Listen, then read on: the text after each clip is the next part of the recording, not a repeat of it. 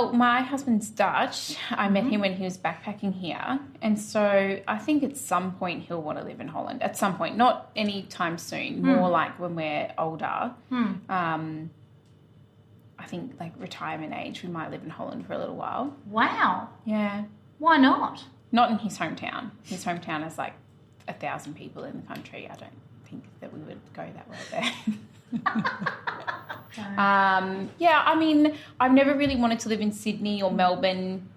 It's never been some. I love Sydney, how the beaches are in the city. Don't get me wrong. Like, it would be great to live at the beach, but you could do that on the Gold Coast, I guess. So I just don't like how busy Sydney is, and Sydney seems very cutthroat, like extremely cutthroat. Yeah, it's a shark bit. It's good to pick up guys, I've heard. So my single girlfriends say. Would you ever live somewhere else? I always saw myself living in Sydney. I really enjoyed Sydney. Every time I visited, I loved it, and I felt like there was a sense of belonging. And now I'm really happy in good old Brisbane. Yep. You know? I think we've got the perfect weather, the perfect lifestyle. We're not too busy. We're not too slow. James Street is sort of Sydney, if you think about it. Yeah. It is, isn't it? Yeah. A nice part of Sydney too, not... Yeah. Yeah. Getcha. I get what you're putting down. So, tell me the worst day you've ever had. Oh, wow. That work. One that stands out. That makes you go, what a shit day. Well, one that I reckon I can, like, properly talk about. Yeah, go. So I was like 2.5 months pregnant, and we had an issue with the people that were running our warehouse, and they had basically just been not sending parcels. They had not been invoicing things correctly, like just screwing up. And I had to make the decision to bring it back to Brisbane, but we didn't have a warehouse space anymore. We only had a head office. We sold all of our warehouse stuff. It had only been 3 months. So it was like, it was terrifying. Plus the fact that this guy was like, wouldn't really speak to me because I was a female. Really? Yeah, because when I took a guy with me, he would address the guy the whole time, and that guy didn't even work in the company really. So... How rude. Oh, yeah. You sort he was of know, super don't you, aggressive. when they're like and that. Yeah, it was terrifying. And then we had to front up with like a lot of money. I don't think I'm actually allowed to say how much money. We had to have like a lot of money to pay them all of a sudden. And yeah, so that was a pretty full-on day, realising that and having to tell all the staff that and trying to problem solve that. That was massive. Meanwhile, feeling sick. It Probably actually was a great pregnancy. distraction. Oh, good. Yeah. That's really good. So pregnancy. Yep. How was it for you? Second time was definitely harder the first 12 weeks than the first time. Really? Yeah, I know. Weird, right? So... Might be something different. Maybe. That's what we think. But we don't know. Who knows? Yeah, it's good. Like the one thing about pregnancy is it really makes you think about what you do and don't want, doesn't it? Yeah. And even just having kids, you just put up with less shit, I think. Do you find that since having a child, a lot of people around you like to sort of think, oh, okay, she's, a mum now. She's going to probably hang up a hat and not want to do this for much longer. Have you ever experienced something like that? Yeah, well, during my first pregnancy, someone asked me who I was going to hand the business over to, and a HR company told a staff member that I would say I'd come back full time, but I wouldn't really. So I think like when people say awful. that, What did you do when you found that out? I wanted to contact the HR company because, to be honest, and they're not the company we use, but to be honest, I was like, how dare you say that to an employee without even meeting me or knowing who I am? I think like... Aren't they meant to be doing the opposite? Smoothing things over? And even if you felt like doing that, shouldn't they be downplaying that? Yeah. I don't mean, it's really not like an that? issue. Like, I think motherhood is so individual, and it really needs to be left up to the person to decide. Like, there are people that go back to work. Someone has told me they went back to work the next day. Wow. Which is just nuts. That's something Roxy Jasenko would do. Yeah. Oh, you reckon? Is she a boss? She had the baby at work. to cut down time. Go, Roxy. Yeah, but I think it really is. It's honestly just got to be up to the person, really. If you want to take all time off, you take time off. You do you. It's your life. You do you. How long did you take off with your baby? 6 weeks. And I took 6 weeks as well. 6 weeks. I was clawing at the walls. I was stalking my staff. They were getting the shits, let me tell you. I probably would have been less annoying being at work than being away from work. Yeah. You know what I'm saying? Yeah. I had like every app, and I had Finn like organised within an inch of his life, like with all the apps and things like that. And I was like, babe, I've got to go back to work. Yeah.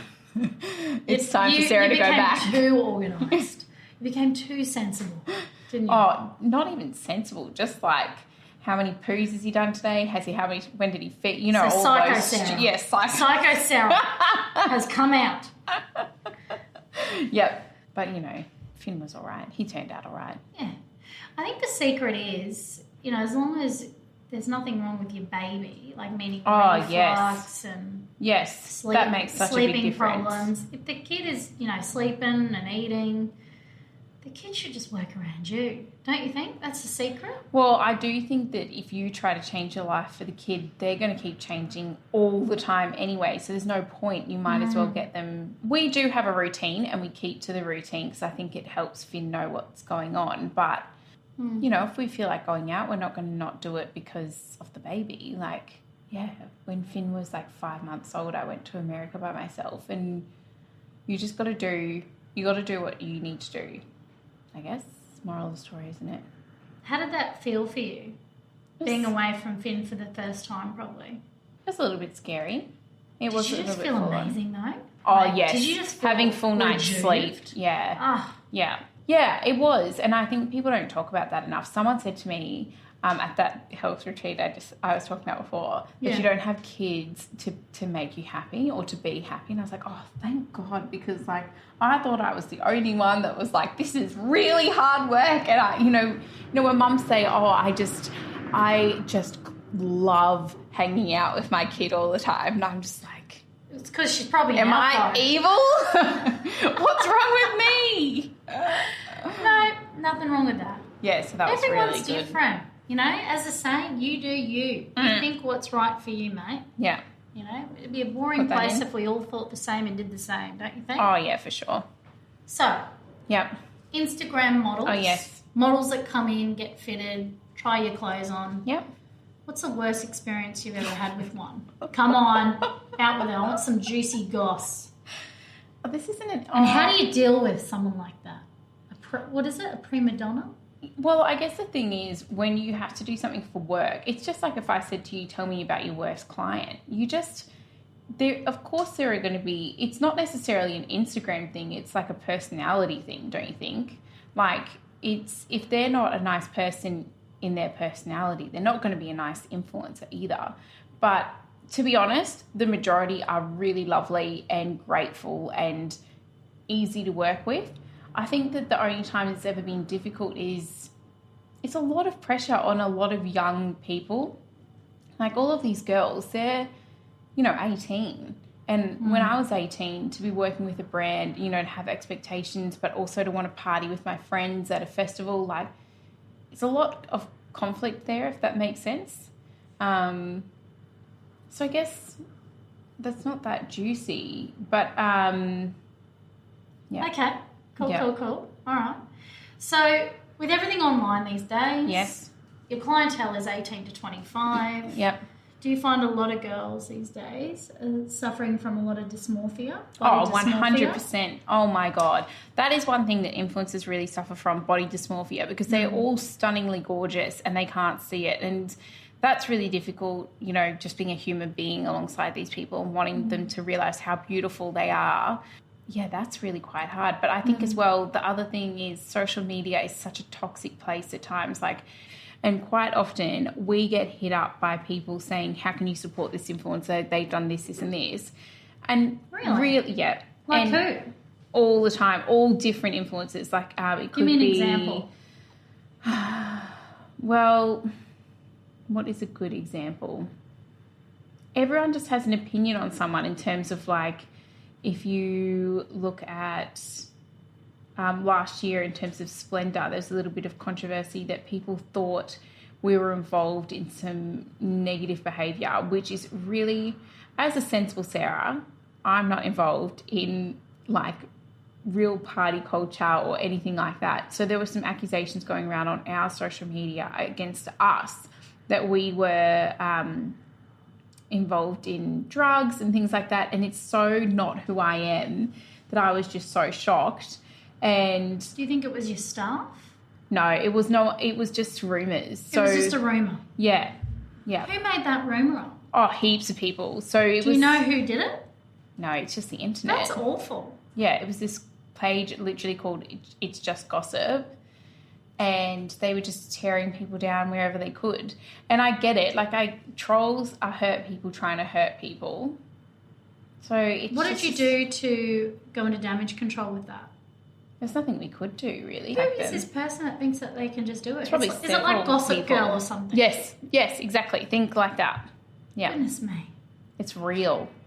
But I guess I gave you an example about myself because I don't like calling other people out for behaviour. Well, I'm glad you brought that up.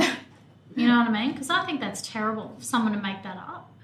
Do you believe bad press is good press?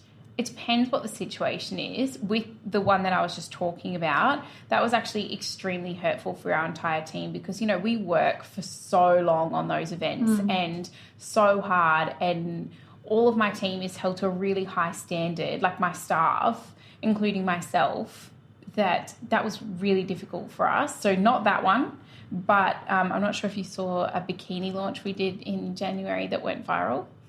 No, but please explain it. It's just a G-string bikini. It's nothing crazy. Yeah. And what colour? It's white and red. Okay. Yeah. So we launched this bikini, and really we've posted much worse things before, and we've had skimpier G-strings before. It's not really an issue, but it got picked up on by Fox News, Mamma Mia, Pedestrian, Holy the Daily moly. News, the Daily Sun, I think.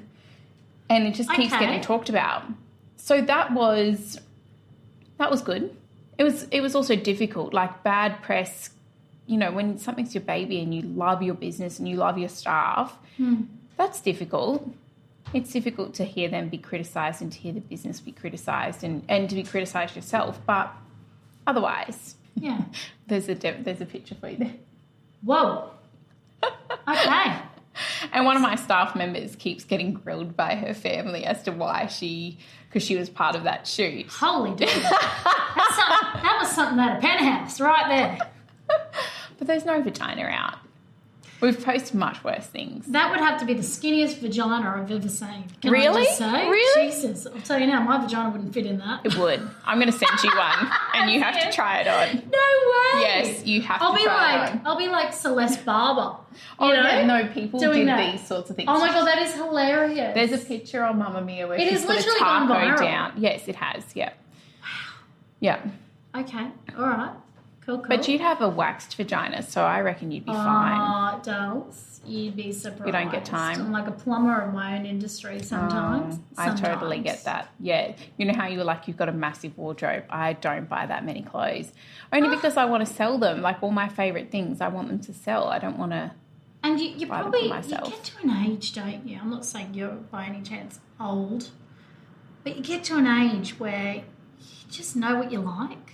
Yeah. You know what I mean? I also just don't shop that often anymore. It's more accessorising, or you might branch out and go, oh, yeah, I'll try that. Oh, surprisingly, looks bloody good on me.